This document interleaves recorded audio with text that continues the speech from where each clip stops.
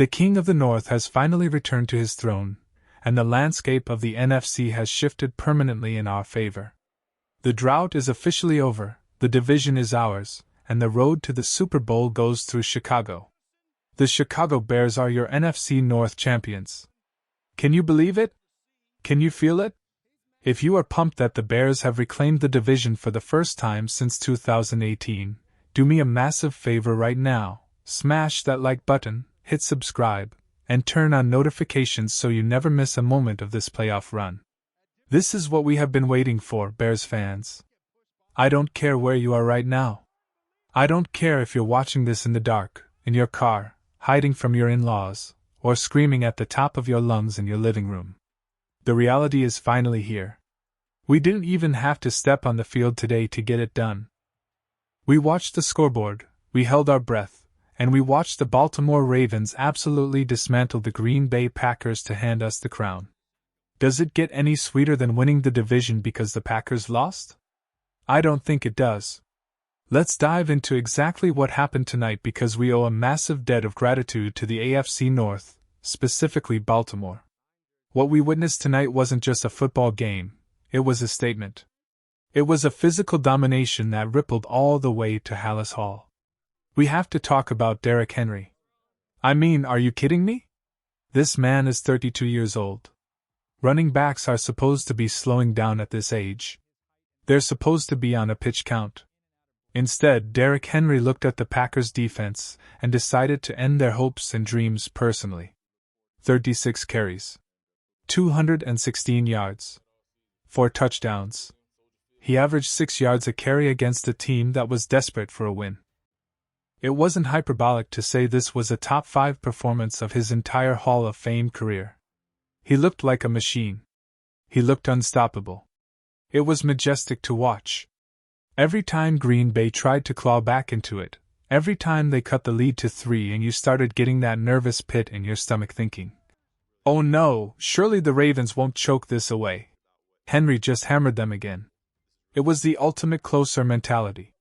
He carried that team on his back, and in doing so, he carried the Chicago Bears to a division title. And credit where credit is due to Tyler Huntley. The Ravens were playing with a backup quarterback, and let's be honest, we weren't sure what we were going to get. But he managed the game perfectly. He didn't try to be a hero. He just did his job. 16 of 20 passing, over 100 yards, a touchdown. He fed Zay Flowers, he fed Mark Andrews, and he let the run game destroy Green Bay's will to live. It was a masterclass in coaching by Todd Monken and a masterclass in execution by that offensive line. Now I want to pivot to something that might ruffle some feathers, but we have to be honest about what we saw on the other sideline. The Packers are reeling. They are now locked into the 7th seed, and they have some serious questions to answer. But let's talk about Malik Willis. Willis came in, banged up shoulder and all, and he honestly played out of his mind. 18 of 21, nearly 300 yards passing, a passing touchdown, and 2 rushing touchdowns. The guy looked legitimate. And this brings me to a realization that we need to have a serious conversation about. Malik Willis is going to get paid this offseason. Someone, maybe the Jets, maybe the Cardinals, is going to look at this tape and give him $20 million a year. And I have to say this, and I know we all have a soft spot for our former guys, but when you watch Malik Willis play right now, at this exact moment in time, he looks like a superior player to Justin Fields. I know. We love Justin the person. But look at the production. Willis has now outplayed Jordan Love in relief appearances against us, and he looked dynamic tonight. If Justin Fields got $40 million over 2 years, Malik Willis is about to double down on that. He gave the Packers a fighting chance when their defense completely collapsed. So, here is the question of the day for you guys, and I want you to be honest in the comments section. If you were a GM needing a bridge starter next season, who are you signing, Malik Willis or Justin Fields? Let me know your pick down below. But let's get back to the good news, the playoff picture. Because this is where things get really interesting for Chicago. With the Packers losing, they are stuck. They are the 7th seed. They literally cannot move up or down. That means next week against Minnesota, they have zero incentive to play their starters. They're likely going to rest Jordan Love, they'll probably rest Josh Jacobs, and they might even rest Malik Willis if that shoulder is bothering him. They are going to pack it in and prepare for the playoffs. For us, the Bears are guaranteed a top 3 seed. But we want more. We are greedy. Ryan Poles said he was going to take the North and never give it back. Well, step 1 is complete. But the number 1 seed is still in play. To lock up the number 2 seed, we just need one more win, either against the 49ers on Sunday Night Football or against the Lions next week. Or we need the Eagles to slip up once against Buffalo or Washington. But the ultimate prize, the number 1 seed, is right there if we handle our business. If the Bears win out, and Seattle loses just one game, the road to the Super Bowl runs through Soldier Field. Seattle has a tough game against Carolina, and then they play San Francisco. It is entirely possible. So, unlike Green Bay, we aren't resting anybody. We are playing to win. However, we are facing a little bit of adversity right now. And by adversity, I mean the flu. There is a nasty bug going around the locker room, and it has taken out some heavy hitters. Heading into this Sunday Night Football matchup against the 49ers, the availability report is looking a little scary. Darnell Wright did not travel with the team. He's got the illness. Now, could he fly out privately on game day if he wakes up feeling like $1 million? Maybe. But usually, when you don't travel with the team on Saturday, it's a 50-50 shot at absolute best. If he can't go, the offensive line shuffle begins again. It's not just him.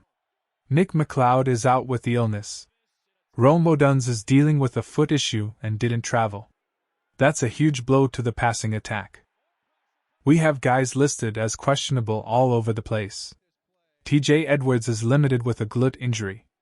CJ Gardner-Johnson is questionable, but thank goodness he practiced Friday because we desperately need him. With McLeod out, our secondary depth is razor thin. If CJ can't go, we are down to Josh Blackwell as our only option at nickel, or we're shuffling Tariq Stevenson inside. It gets complicated fast. They did elevate Dallas Flowers and J.P. Richardson from the practice squad, so expect to see some fresh faces getting reps. It's going to be a next man up mentality in the truest sense. On the flip side, the 49ers are banged up too. George Kittle hasn't practiced all week. It's looking very unlikely that he plays, which is a massive break for our defense. Their rookie receiver Ricky Pearsall is questionable but trending toward playing. But they are down some bodies in the secondary and at linebacker. This game is going to be a war of attrition. It's going to be about who can hydrate, who can fight through the sickness, and who wants that number 1 seed more. But take a step back and look at the big picture. We are NFC North Champions. The t-shirts are being printed. The hats are being worn. The banner is going up. This rebuild, this process, the pain we sat through, it was all for this moment. 4 seasons of frustration have culminated in us taking back the crown. So tonight, celebrate. Enjoy it. Raise a glass if you're of age, but do it responsibly. The Packers lost, the Bears won the division, and we are heading into primetime with a chance to chase the number 1 seed. It doesn't get better than this. Ben Johnson told us this week the next step was winning the division. Check. Now the next step is the number 1 seed. Let's go get it. I want to see your one-word reaction to the Bears clinching the North in the comments right now. Is it finally? Is it dynasty? Is it relief? Drop it below. We have a huge week ahead of us. We have the 49ers, we have the Lions, and then we have the playoffs. The real season starts now. Enjoy the victory, Bears fans. You earned it. Bear down.